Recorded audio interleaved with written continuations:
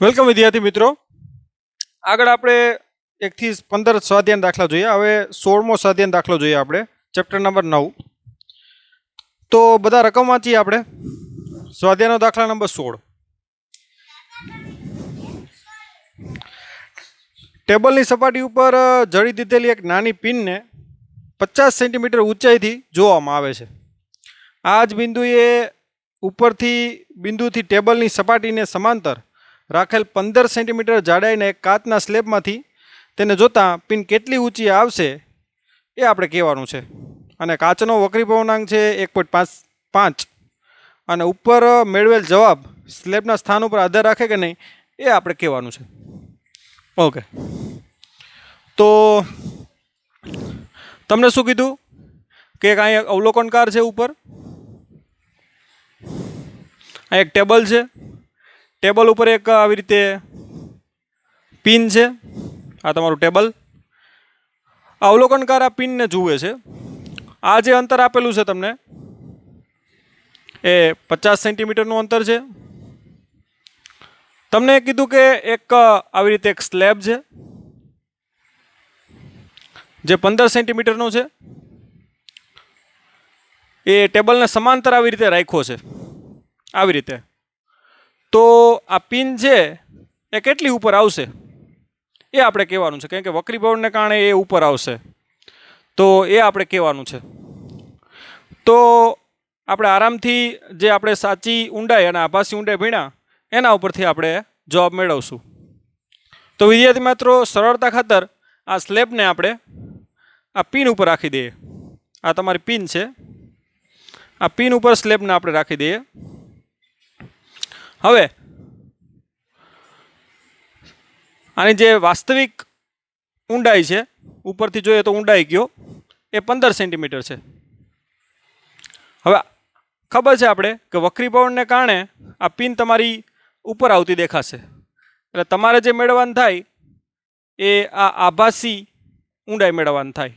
તમને વાસ્તવિક ઊંડાઈ આપી દીધી, આને વાસ્તવિક કહીએ આપણે HO. વાસ્તવિક માટે આપણે HO સિમ્બોલ લઈએ, આભાસી માટે HI. તો વાસ્તવિક તમને 15 સેન્ટીમીટર છે, આભાસી HI મેળવી લઈએ. તો આપણે ખ્યાલ છે અવલોકનકાર ક્યાંથી જુએ છે? હવામાંથી આ કાચમાં જુએ છે. એટલે આપણે ખ્યાલ છે કે HI/HO બરાબર શું આવે? તો કે જેમાંથી જોતા હોય એ માધ્યમ ના છેદમાં જેમાં જોતા હોય એ માધ્યમ, એટલે n પાતળું ના છેદમાં n ઘટ. આપણે પાતળામાંથી ઘટમાં જોઈએ, આ બાજુ HI/HO જ આવે, પણ આપણે પાતળામાંથી ઘટમાં જોઈએ ને એટલે n પાતળુંના છેદમાં શું આવશે? n ઘટ. માટે HI બરાબર N1HO ના છેદમાં શું આવશે? N2. N1 એટલે હવા, HO એટલે કેટલું છે? 15, અને N2 એટલે તમને આપી દીધો કાચનો વક્રીભવનાંક. આનો વક્રીભવનાંક N2 આપણે આપી દીધો 1.5. તો 1.5 એટલે 3/2, એટલે 15 દુ 30 ના છેદમાં 3, એટલે આ કેટલું આવશે? 10 સેન્ટીમીટર. તો તમારી જે આભાસી ઊંડાઈ આવી એ કેટલી આવી? 10 સેન્ટીમીટર. તો આ 10 સેન્ટીમીટર હોય તો આ કેટલું હશે? 5 સેન્ટીમીટર. તો પિનનું શિફ્ટિંગ કેટલી શિફ્ટિંગ થાય ઉપર, બરાબર? તો એ કેટલી થશે? તો કે HO - HI જેટલી. આખામાંથી એટલું કાઢી નાખો તો એટલી એ ઉપર આવશે, એટલે એને શિફ્ટ બોલાય, જેને આપણે શિફ્ટિંગ પણ બોલીએ. બરાબર કેટલો આવશે? 15 - 10 બરાબર 5 સેન્ટીમીટર. તો આવી રીતે વિદ્યાર્થી મિત્રો આ જે પિન છે એ 5 સેન્ટીમીટર તમને ઉપર આવેલી દેખાશે. હવે આ સ્લેબને તમે ગમે ત્યાં રાખો તો એના ઉપર એ આધાર રાખશે નહીં. સ્લેબને તમે અહીંયા રાખો તો પણ એ 5 સેન્ટીમીટર તમને ઉપર આવતી જણાશે. તમે વચ્ચે રાખો તો પણ એ 5 સેન્ટીમીટર ઉપર આવતી જણાશે. તો એ સ્લેબના સ્થાન ઉપર આધાર રાખતી નથી. તો આ રીતે 5 સેન્ટીમીટર તમને ઉપર આવેલી જણાશે. તો ફટાફટ એને આપણે નોટ કરીએ અને નેક્સ્ટ દાખલા તરફ આગળ વધીએ. હવે દાખલા નંબર આવે છે 17મો. 17માની બધા રકમ વાંચીએ.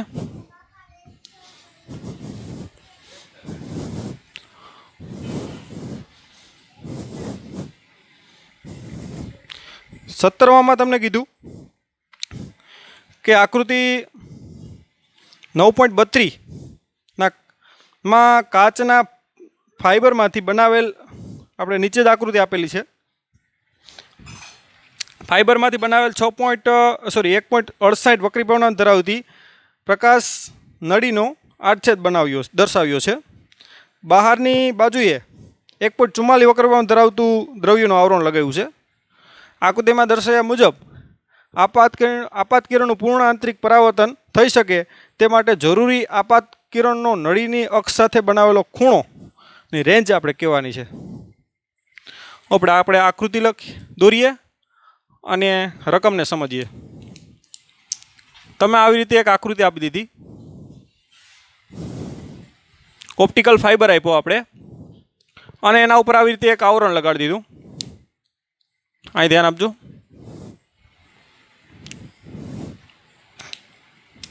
આવરણ લગાડી દીધું એના ઉપર. હવે અંદરનું આવરણ છે એનો વક્રીપૂર્ણ N2 છે, અને બહારનું આવરણ છે એનો વક્રીપૂર્ણ N1 છે. આપણે N1 કહી દઈએ.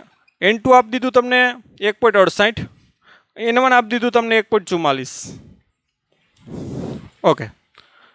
બીજું આપણે શું કીધું કે એક આવી રીતે આ જે નળી છે એની અક્ષ છે, કિરણ આ રીતે આપાત થાય છે. આ તમારો આપાત કોણ. આવી રીતે આ ઘટ માધ્યમ છે તમારું N2, એટલે આવી રીતે જવાનું હતું પણ લંબ તરફ વળશે આ રીતે, કારણ કે આ તમારો લંબ છે, આવી રીતે લંબ તરફ વળશે અને અહીંયા આપાત થાય અને અહીંયા તમારો I' બનાવે. આપાત કોણ ને પરાવર્તન કોણ સમાન હોય, અહીંયા એનું પૂર્ણ આંતરિક શું થાય, પરાવર્તન થાય. હવે પૂર્ણ આંતરિક પરાવર્તન થાય એ માટે આપાત કોણ કેટલો હોવો જોઈએ એ કીધું. આપાત કોણની રેન્જ કેટલી હોવી જોઈએ જેથી કરીને પૂર્ણ આંતરિક પરાવર્તન થાય. ઓકે, તો એ રેન્જ મેળવીએ આપણે. હવે વિદ્યાર્થી મિત્રો, અહીં પૂર્ણ આંતરિક પરાવર્તન થાય એટલે આ જે ખૂણો છે એ કેટલો હોવો જોઈએ, તો કે ક્રાંતિકોણ અથવા તો એના કરતાં કેવો હોવો જોઈએ, વધારે હોવો જોઈએ. સપોઝ કે આ ક્રાંતિકોણ માનો કે 20, સપોઝ કે 40 હોય, તો 40 અથવા 40 કરતાં વધારે જ હોય તો પૂર્ણ આંતરિક પરાવર્તન થાય. બાકી અમુક ભાગ બહાર નીકળી જાય, અમુકનું શું થાય, આંતરિક પરાવર્તન. એટલે અહીંયા પૂર્ણ આંતરિક પરાવર્તન થવા માટે I' કેટલો હોવો જોઈએ, તો કે ક્રાંતિકોણ જેટલો. તો ક્રાંતિકોણ માટે ખબર છે આપણે કે ક્રાંતિકોણ માટે I' sin I' બરાબર શું થાય, તો કે પાતળું માધ્યમ ના છેદમાં શું આવે, ઘટ માધ્યમ. અહીંયા પાતળું માધ્યમ બહારનું છે, ઘટ માધ્યમ અંદરનું છે. આપણે ખ્યાલ છે કે પૂર્ણ આંતરિક પરાવર્તન ઘટ માધ્યમમાંથી પાતળા માધ્યમમાં જ થાય. માટે I' બરાબર શું આવશે, તો કે આપણે પહેલાં તો કિંમત મૂકી દઈએ. N1 ની કિંમત કેટલી છે, તો કે 1.44. N2 ની કિંમત કેટલી છે, તો કે 1.68. બેનો આપણે ગુણોત્તર લઈએ. 1.44 ભાગ્યા 1.68, તો એ આવશે 0.8571. તમારે હવે ટેબલમાં તમારે જોવાનું છે. મારી પાસે સાયન્ટિફિક કેલ્સી છે, એટલે તમારે I' જે આવે એ સાઇન ઇનવર્સ 0.8571 બધા ટેબલમાં જોશે.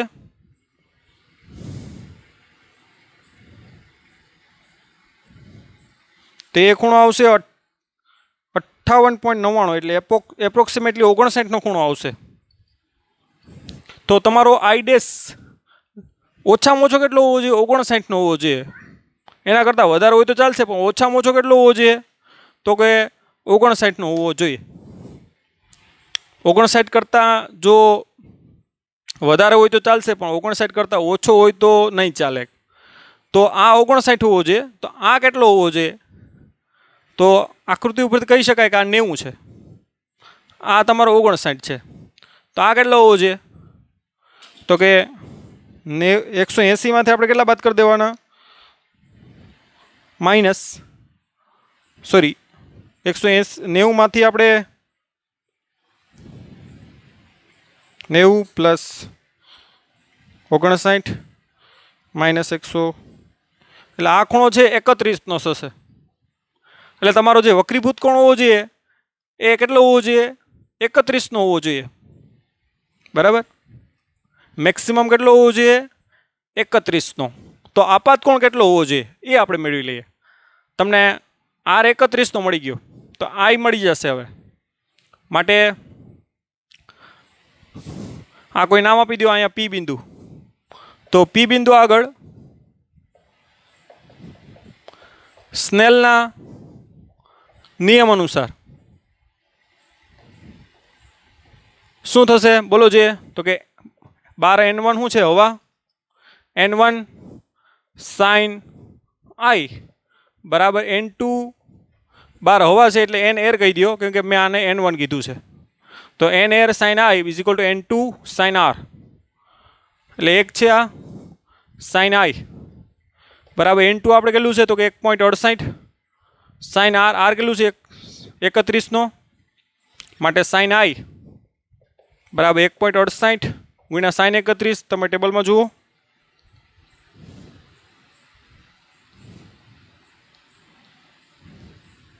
0.515 ગુણ્યા 1.68 એ આવશે 0.8653. આ તમારું સાઇન આઈ આવી ગયું. માટે આઈ કેટલો આવશે? તો કે સાઇન ઇનવર્સ. ટેબલમાં તમારે જોવાનું છે 86853 માટે ખૂણાની વેલ્યુ કેટલું છે તો આપણે જોઈએ. તો એ આવશે વિદ્યાર્થી મિત્રો સાઇન ઇનવર્સ 0.8653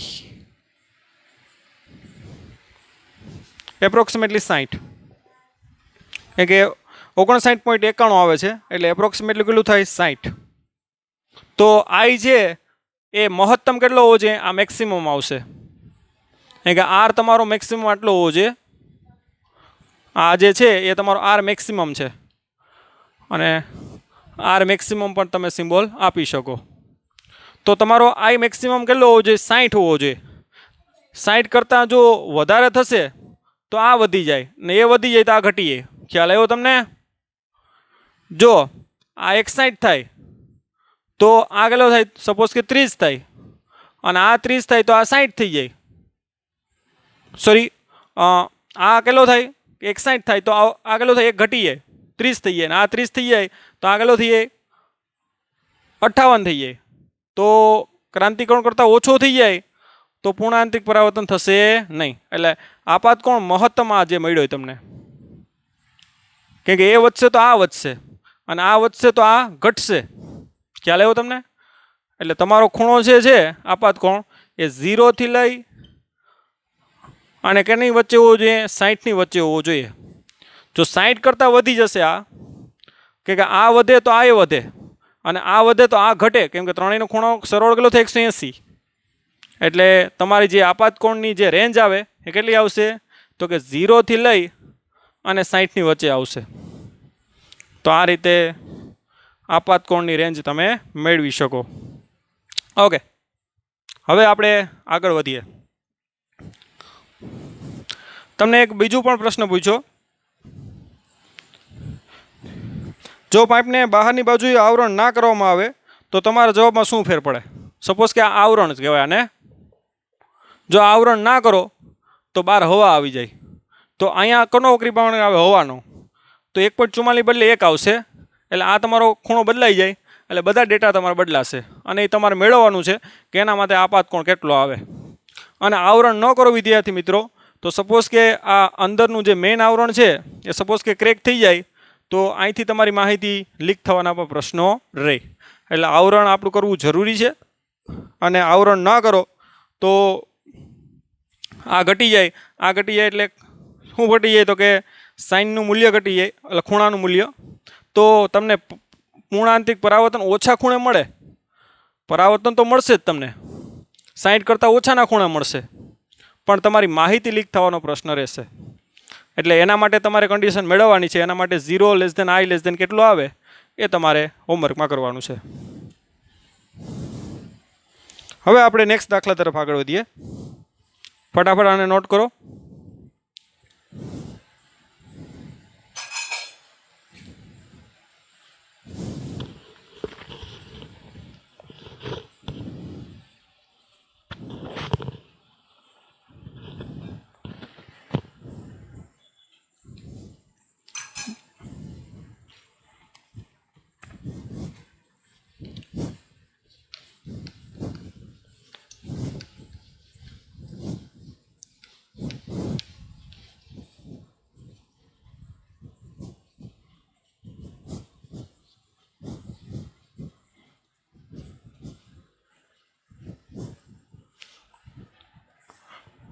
ઓકે, સ્વાધ્યાયનો 18મો દાખલો જોઉં.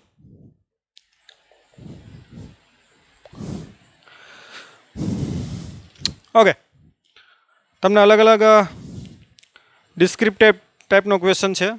તમને કીધું કે એક તમે એવું ભણી ગયા છો કે સમતલ અને બહિગોળ અરીસાઓ વસ્તુનો આભાસી પ્રતિબિંબ આપે છે, જે આપણે ખ્યાલ છે. આપણે ઘરે જે અરીસા છે સમતલ અરીસા, જે આપણું આભાસી પ્રતિબિંબ આપે છે, શું તેઓ અમુક પરિસ્થિતિમાં સાચું પ્રતિબિંબ મેળવી શકાય? અને એ આપણે સમજાવવાનું. તો આપણો જવાબ છે હા. સમતલ અને બહિગોળ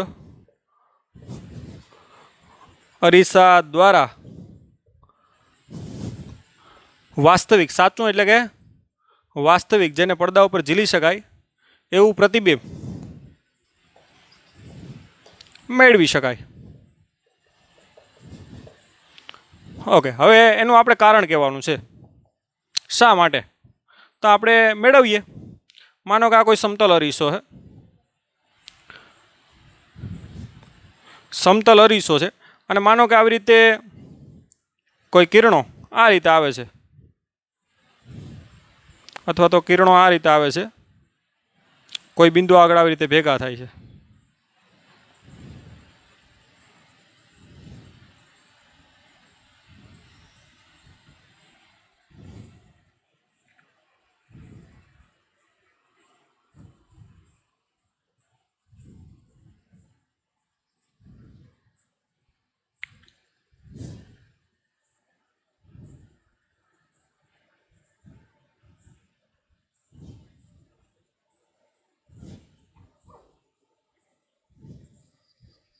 ઓકે, તો આવી રીતના કન્ડિશન હોય વિદ્યાર્થી મિત્રો, તો આ કન્ડિશનમાં તમે જોઈ શકો કે અહીંયા જે આ પ્રતિબિંબ મળે છે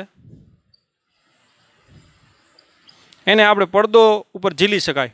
ને આ પ્રતિબિંબ તમારું કેવું છે? તો કે વાસ્તવિક. હવે વિદ્યાર્થી મિત્રો, આવા કિરણો, આ કિરણા કેવા છે? તો કે કોઈ બિંદુ આગળ આવી રીતે ભેગા થતા હોય એવા કિરણો દ્વારા જે પ્રતિબિંબ રચાય એ પ્રતિબિંબ કેવું હોય? વાસ્તવિક. હવે એના માટે જે આ વસ્તુ છે એના માટે કેવી બને? આભાસી વસ્તુ તરીકે વર્તે. ખ્યાલ આવ્યો? અને એનું આ શું છે? પ્રતિબિંબ છે. ખ્યાલ આવ્યો તમને? તો આવી રીતે કોઈ કિરણો કોઈ બિંદુ આગળ ભેગા થતા હોય તો આ એનું ક્યુ બને? આભાસી વસ્તુ બને. અત્યાર સુધી આભાસી વસ્તુનો આપણે કોન્સેપ્ટ ખબર નહોતી. તો આવી રીતે આ જે વસ્તુ છે ને એ આભાસી વસ્તુ છે, અને આભાસી વસ્તુનું પ્રતિબિંબ હંમેશા કેવું હોય? તો કે વાસ્તવિક હોય. તો આ રીતે જો કોઈ કિરણો આવી રીતે ભેગા થતા હોય કોઈ બિંદુ આગળ, તો એનું જે પ્રતિબિંબ મળે એ તમને કેવું મળશે? તો કે વાસ્તવિક મળશે. આવી રીતે સમતલ અરીસ વધારે મેળવી શકાય. એવી રીતે માનો કે આ કોઈ બહિગોળ અરીસો છે, એમાં પણ આવી રીતે કોઈ કિરણો ભેગા થાય છે.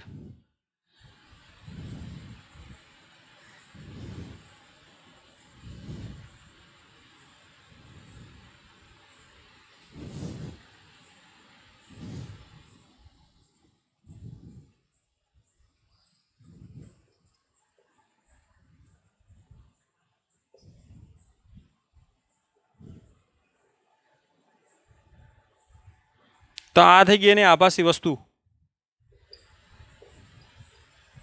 અને આ રીતે જો આ લંબ છે,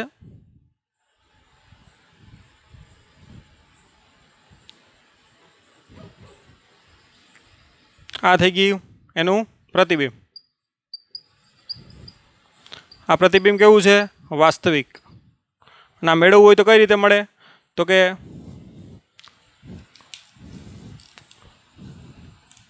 વિદ્યાર્થી મિત્રો થોડીક સિમ્પલ આકૃતિ બનાવીએ.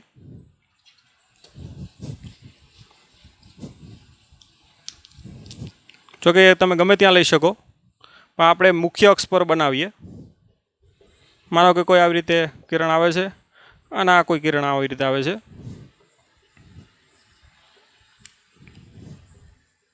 તો પાછળ લંબાવો તો આ એક શું બની ગયું? આભાસી વસ્તુ. અહીંથી આવી રીતે શું થાય એનું પરાવર્તન, અહીંથી પણ શું થાય તો કે પરાવર્તન. તો આ વસ્તુ છે અને આ શું છે એનું પ્રતિબિંબ. અને કેવું છે તો કે વાસ્તવિક. હવે પ્રતિબિંબ અંતર મેળવવું હોય તો આ વસ્તુ અંતર u થઈ જાય અને આ પ્રતિબિંબ અંતર v થઈ જાય અને તમે 1/u plus 1/v is equal to 1/f સૂત્રનો ઉપયોગ કરી અને આ તમે વસ્તુ અંતર ઉપરથી પ્રતિબિંબ અંતર મેળવી શકો, અથવા પ્રતિબિંબ અંતર આપી દઈ તો વસ્તુ અંતર મળી જાય. હવે વસ્તુ અંતર જ્યારે મેળવવાનું કહી ત્યારે પ્લસ મૂકવાનું થાય, કેમ કે કેવું છે ધન x અક્ષ ઉપર. તો એ ખાસ આપણે કાળજી લેવાની છે. તો આવી રીતે બંને દ્વારા, બહિગોળ અરીસા દ્વારા અને સમતલ અરીસા દ્વારા, બંને દ્વારા તમે શું મળી શકો તો કે વાસ્તવિક પ્રતિબિંબ મેળવી શકો. ઓકે, હવે નેક્સ્ટ દાખલા તરફ આગળ વધીએ. સોરી, હજી આમાં બી, સી અને ડી અને ઈ છે, તો બી તરફ જોઈએ આપણે. ઓકે, આ નોટ ડાઉન કરી લ્યો.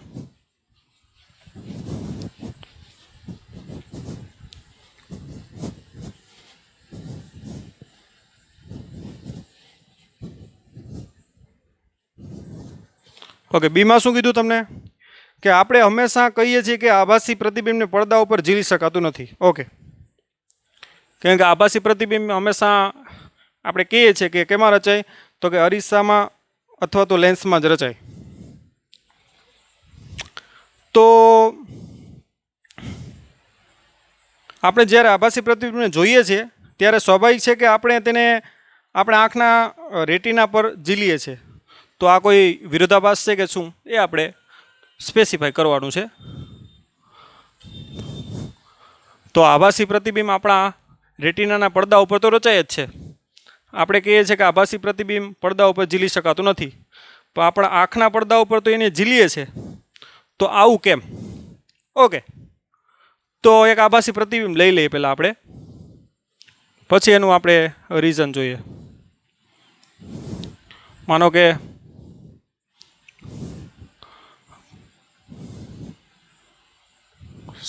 અંતર્ગોળ અરીસો લઈ લે. આ તમારું માનો કે એફ છે, એફ અને પીની વચ્ચે મૂકી દેવું તો ખબર છે આભાસી મળશે અને આપણે દોરીએ. ક્યાંથી પાસ થાય તો કે એફમાંથી. અને બીજું આપણે અહીંયા ધ્રુવ પાસે અથડાવો, થીટા થીટા. પાછળ એને લંબાવીએ આપણે.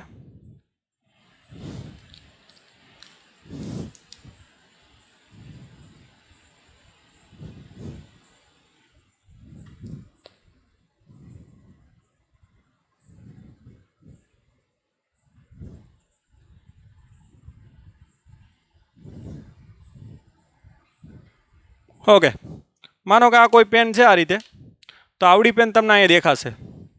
તો એ આંખ વડે તો જોઈએ જ છે આપણે, આ આભાસી પ્રતિબિંબ જ છે. અને આપણે આંખ વડે જોવું હોય તો અહીંથી આપણે એને જોવાનું થાય. ઓકે, હવે વિદ્યાર્થી મિત્રો અહીંયા તમે જો કે આ તમારી વસ્તુ છે, આ શું છે એનું આભાસી પ્રતિબિંબ. હવે આ જે પ્રતિબિંબ છે ને એ આપણી આંખ માટે વસ્તુ તરીકે વર્તે. કઈ વસ્તુ તો કે આભાસી વસ્તુ તરીકે. આ જે છે એ આપણી આંખ માટે કોના તરીકે વર્તે? આભાસી વસ્તુ તરીકે વર્તે. અને એના દ્વારા જે આપણા આંખમાં આપણો જે લેન્સ છે એના દ્વારા વક્રીભવન પામી અને જે એ પ્રતિબિંબ રચાય, એ પ્રતિબિંબ કેવું રચાય તો કે વાસ્તવિક. આપણો આંખનો જે લેન્સ છે બરાબર, એમાં એ આ જે કિરણો આવે છે ને આવી રીતે, અહીંથી ઘણા કિરણો તમે વિચારી શકો, તો એના દ્વારા વક્રીભવન પામી અને એ કેન્દ્રિત થાય અને એ રીતે પ્રતિબિંબ કેવું રચાય તો કે વાસ્તવિક રચાય. તો આપણી આંખમાં જે પ્રતિબિંબ, આભાસી વસ્તુનું પ્રતિબિંબ આપણી આંખમાં કેવું રચાય? વાસ્તવિક. તો આ વસ્તુ છે, આ એનું પ્રતિબિંબ. આપણી આંખ માટે આ કેવી વસ્તુ બની જાય? આભાસી વસ્તુ. અને એનું અહીંયા તમને વાસ્તવિક પ્રતિબિંબ મળે. તો આ રીતે એ વિરોધાભાસ નથી, પણ એની આ રીતે તમે સમજણ મેળવી શકો. તો આ કોઈ વિરોધાભાસ નથી. ઓકે, હવે નેક્સ્ટ જો સી.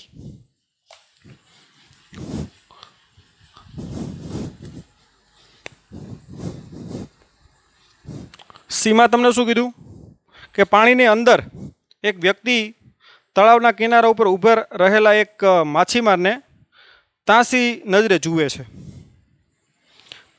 તળાવની અંદર એક વ્યક્તિ છે, તળાવને કિનારે એક માછીમાર ઊભો છે, એને ટૂંકમાં એ ત્રાંસી નજરે જુએ છે. તો તેને માછીમાર તેને ખરેખર કેટલી લાંબો દેખાશે કે ટૂંકો? ઓકે, આકૃતિ દોરીએ. માનો કે આ કિનારો છે અને આવી રીતે કોઈ માછીમાર અહીં ઊભો છે માછલી પકડવા માટે. ક્યારનો વેઇટ કરી રહ્યો છે કોઈ માછલી છે કે નહીં. પણ એક વ્યક્તિ તળાવમાં આવી રીતે માનો કે ઓક્સિજનના બાટલા સાથે આવી રીતે ત્રાંસી નજરે જોઈ રહ્યો છે એ વ્યક્તિને. તો આ વ્યક્તિ છે એને કેવડો દેખાશે? આનાથી મોટો દેખાશે કે નાનો દેખાશે? તો જોઈએ આપણે. તો એના માટે આપણે આકૃતિ દોરીએ. તો અહીંથી જે કિરણો આવે, માનો કે એના ટોપ ઉપરથી લઈ લઈએ કે એની ઊંચાઈ મળી જાય તમને. આ છે એની વાસ્તવિક ઊંચાઈ, એચઓ કહી દો. આવી રીતે શું થશે? એનું વક્રીભવન જવાનું તો આમ લંબ તરફ વળશે, કેમ કે ઘટ માધ્યમમાં જાય છે.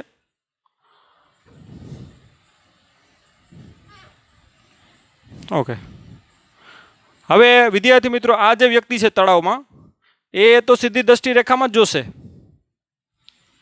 એને આવી રીતે આમ દેખાશે ને. એને કઈ રીતે દેખાશે? આવી રીતે સીધી દ્રષ્ટિ રેખામાં. તો આ વ્યક્તિ છે ને એને આવડો દેખાશે. તો એ કેનાથી કેવો દેખાશે? એને લાંબો દેખાશે. અને એ આભાસી ઊંચાઈ આટલી દેખાશે, એચાઈ. આ એચઓ છે એની વાસ્તવિક છે, એચાઈ છે એની કેવી છે? કાલ્પનિક ઊંચાઈ અથવા તો આભાસી ઊંચાઈ. તો વ્યક્તિ છે એના કરતાં કેવો દેખાશે? મોટો. ક્યાંથી જોઈએ? તો તળાવમાંથી અંદરથી જોઉં તો એ રીતનું તમે જોઈ શકો. કોઈ એવા તળાવમાં તમે જઈ ડૂબકી મારી અને એ વસ્તુનો લાભ તમે લઈ શકો.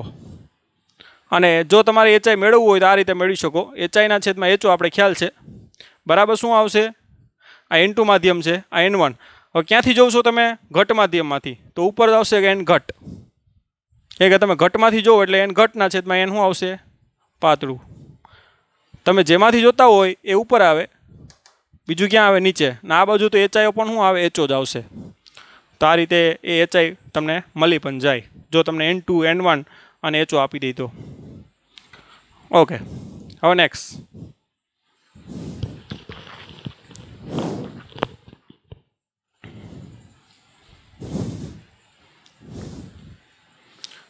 ડીમાં તમને શું કીધું કે જો ત્રાંસી દિશામાં જોવામાં આવે તો પાણીની ટાંકીને આભાસી ઊંડાઈ બદલાશે.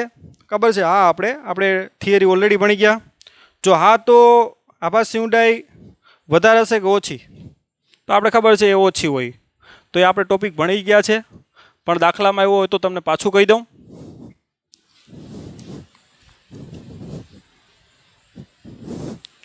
આમાં ઘટ માધ્યમમાંથી પાતળામાં જોતા હતા, હવે પાતળામાંથી ઘટમાં જોવાનું.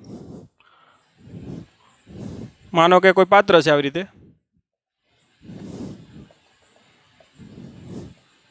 આ એનું તળિયું છે, આ એનું તળિયું. હવે તળિયામાંથી જે કિરણ નીકળે, માનો કાંઈ કોઈ વસ્તુ લઈ લ્યો, તો આવી રીતે કોઈ કિરણ નીકળે એમાંથી. તો આવી રીતે શું થાય? એનું વક્રીભવન થાય. માનો કે કોઈ અહીંયા અવલોકનકાર છે, જુએ છે, તો અવલોકનકાર તો સીધી દ્રષ્ટિ રેખામાં જોઈ શકે. એટલે આ છે તમને અહીંયા દેખાશે આખું તળિયું પણ. તો આ એની કઈ આભાસી ઊંડાઈ થઈ? એચાઈ. અને આ એની કઈ ઊંડાઈ છે? વાસ્તવિક ઊંડાઈ. તો જે તળિયું છે એના કરતાં કેવું દેખાશે? છીછરું દેખાશે. એટલે એની ઊંડાઈ કેવી દેખાશે? ઓછી.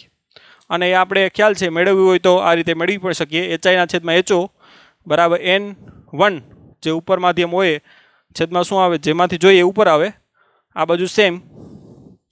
તો આ રીતે તમને ઊંડાઈ કેવી દેખાશે? ઓછી. વિદ્યાર્થી મિત્રો તમે કહો કે ત્રાસી નજરે ન જો, અને સપોઝ કે અહીં ઉપરથી જ જોઉં તમે આમ સીધે સીધું આવી રીતે તમે જુઓ આમ કે ભાઈ કેટલું ઊંડું છે, તો તમારે આ કિરણો ધ્યાનમાં લેવા પડે. કારણ કે સીધું કિરણ નહીં, કારણ કે આંખનો એક પ્રકારનો શું છે તો કે આ વ્યૂ હોય, એટલા વ્યૂમાંથી આપણે જોઈએ તો જ એ વસ્તુ દેખાતી હોય, એટલે એટલો વ્યૂ તો તમારે લેવો જ પડે. તો માનો કે આપણે 2 કિરણો લઈ લઈએ, સરળતા ખાતર કેટલા કિરણો લઈ લઈએ? 2.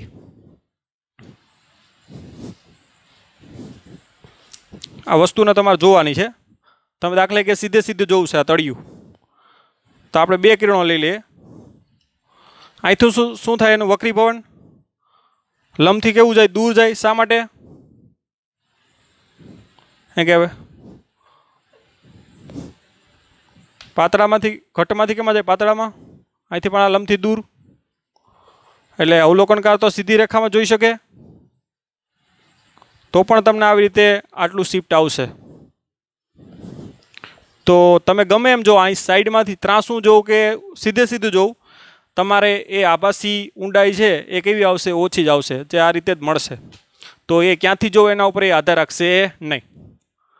તો એ પણ તમારે ધ્યાનમાં રાખવાનું છે. હવે લાસ્ટ ક્વેશ્ચન,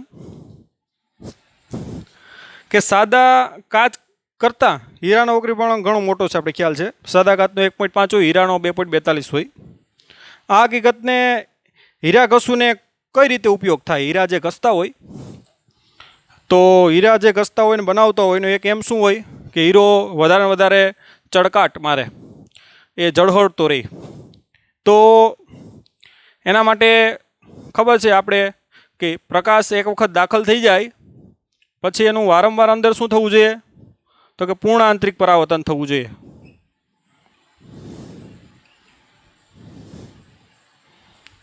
તો એ અંદર પ્રકાશ રહે અને એ કેવો દેખાય? ઝળહળતો દેખાય. હવે હીરાનો જે વક્રીભવનાંક છે એ કેટલો છે? તો કે N બરાબર 2.42 છે. એટલે એના માટે ક્રાંતિ કોણ મળે? Sign IC. એ 1 છેદમાં ખ્યાલ છે N1 છેદમાં N2, એટલે આ તમારો N2. એ રીતે મેળવો તો IC આપણે મેળવેલો જ છે, 24નો ખૂણો મળ્યો હતો, અને મેળવી પણ શકો આ કિંમત મૂકીને. એનો મતલબ એ થાય કે કોઈ પણ કિરણ દાખલ થાય પછી આપાત કોણ 24 કરતાં મોટો હશે તો એનું શું થાય? પૂર્ણ આંતરિક પરાવર્તન. એટલે અહીંયા તમને 24થી માંડી અને 90 સુધીનો ખૂણો છે, એટલા ખૂણા સુધી તમે શું કરી શકો? પૂર્ણ આંતરિક પરાવર્તન કરી શકો. દાખલા કે કોઈ કિરણ આવી રીતે આપાત થયું, અહીંયા માનો કે 30નો ખૂણો બન્યો, તો શું થાય? પૂર્ણ આંતરિક પરાવર્તન, કારણ કે ક્રાંતિકોણ કરતાં વધી ગયો. તો આરામથી તમે શું મેળવી શકો? પૂર્ણ આંતરિક પરાવર્તન મેળવી શકો હીરા માટે. જ્યારે કાચમાં શું હોય કે કાચનો વક્રીભવનાંક નોર્મલી 1.5 હોય, તો એના માટે ક્રાંતિકોણ મળે એ આપણે ખબર છે કે 48ની આસપાસ મળે, 42ની આસપાસ મળે. તો તમને 42થી 90 વચ્ચેનો જ માપવા મળે, એટલે ત્યાં તમારે એનું કટિંગ એ રીતે કરવું મુશ્કેલ પડી જાય. તો હીરામાં આ જ ફાયદો થાય કે એનો વક્રીભવનાંક વધારે હોવાથી કોઈ પણ આપાત કોણ કેટલો હતો કે 24થી માંડીને 90 સુધીનો એક મોટી રેન્જ મળે. તો એ રેન્જમાં તમને પૂર્ણ આંતરિક પરાવર્તન મળે, અને એ રીતે તમે એનો ઝળહળતા તરીકે ઉપયોગ કરી શકો, અને એ રીતે કટિંગ પણ આરામથી કરી શકો. તો હીરા ઘસુને એનો ફાયદો મળે છે. ઓકે, તો અહીંયા સુધી રાખીએ વિદ્યાર્થી મિત્રો. હવે આપણે આગળ સ્વાધ્યાય 19થી આગળ વધશું. Okay, thank you.